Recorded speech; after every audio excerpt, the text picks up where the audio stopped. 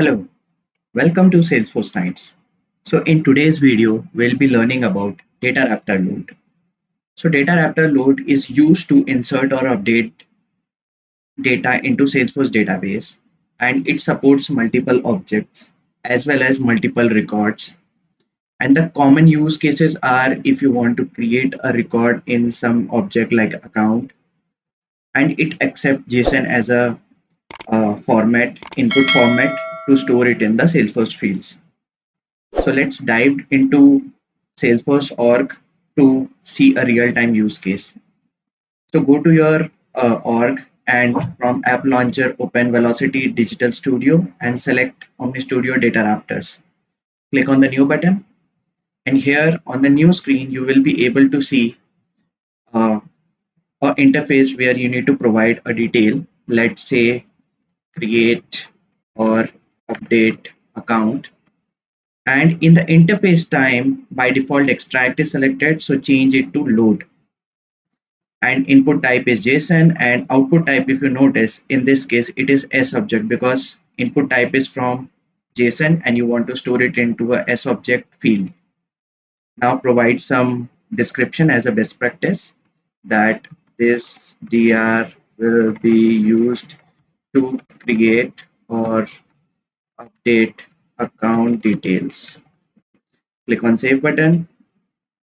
It will help us save the new data raptor which we created.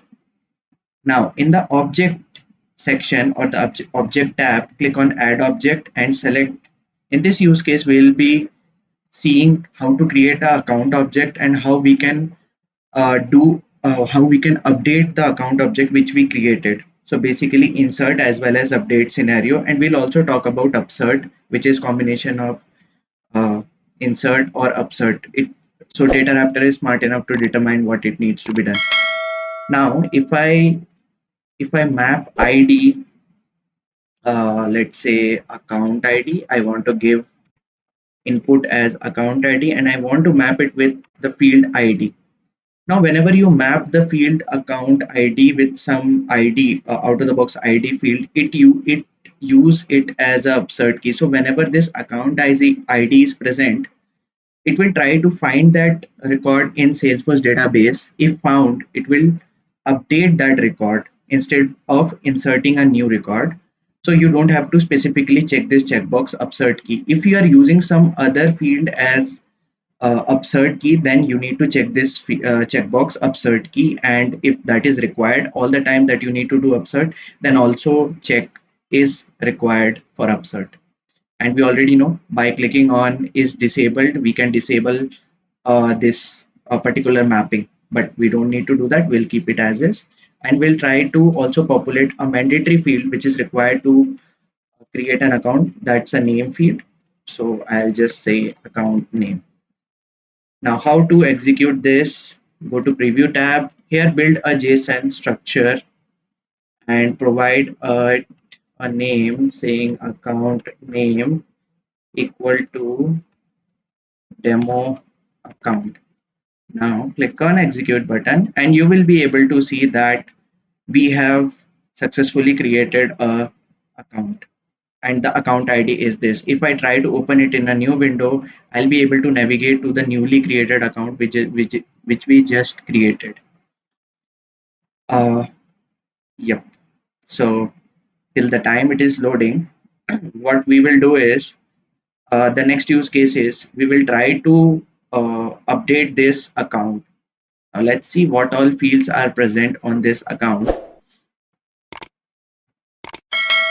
Let's say we want to update annual revenue and type. Let's see what all values we have for type. I think revenue is a currency field. Customer, let's say we will try to populate it as customer. So what we will do is we'll create two new mappings saying say account revenue, we'll just say this and keep it 3000, and then account type as customer, right? Customer. And we want to update on that particular field. So let's also provide the account ID which we are using as the insert key, and the account ID will be the account ID which we just created. So let's pass that value. Now before that, let's do the mapping as well. So in the field section, we'll map account rev with revenue, annual revenue. This is the field, and we will map type, sorry about that, with account type. So let's edit it again and click on preview button and execute it again. Now the DataRaptor has run. Let's go to the record and try to refresh the screen. Okay, let's go to the detail section, and you can see the revenue and the type is now populated. Now in the case where we need to create multiple accounts, let me delete it. As I said, if the ID is not present, then it will try to upsert. So what I'll do is I'll copy it and put a comma and paste it again, and it needs to be an array. So let me just correct the JSON format. I have corrected, and let's name it as account demo 1 and account demo 2. Let's give it 5,000, and yeah, that's it. So let's expand this. So this one is 3,000, 5,000, and it names as demo account 1, demo account 2. Let's click on execute button. You can see in this use case there are two records created, which will be demo account 1 and demo account 2. And if I want to update any fields, what I can do is I can just say account ID as these IDs which I will be populating just in case I want to update any fields on them. So yeah, let's see. So demo account 1 is created with annual revenue as 3,000 and type customer, and demo account 2 is also created with annual revenue as 5,000 and type as customer. Let's try to change the demo account 1 from 3,000 to 6,000 just for seeing an example. So what I'll do is this, and let's change it to 7,000 or any random value, and let's populate. Let's not miss the ID field. So for demo account 1, try to stamp the IDs correctly. So yeah, I have populated these two parameters. All the data is completed. I will click on execute button. I'll see both the accounts has been updated now. Let's try to refresh. Let me refresh demo account 2 as well. Going back to the tab where we have opened demo account 1 and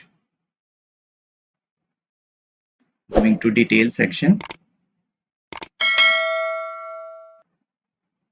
You can see annual revenue has been updated to $6,000, and for demo account 2 it should be updated to $7,000. So that's it for today's video. If you have any doubts, please do ask in the comment section. I'll try to answer as much as possible, and if necessary, we'll try to create another video with more explanation as well. So stay tuned for such videos, and we'll talk about DataRaptor Transform in our next video. Thank you.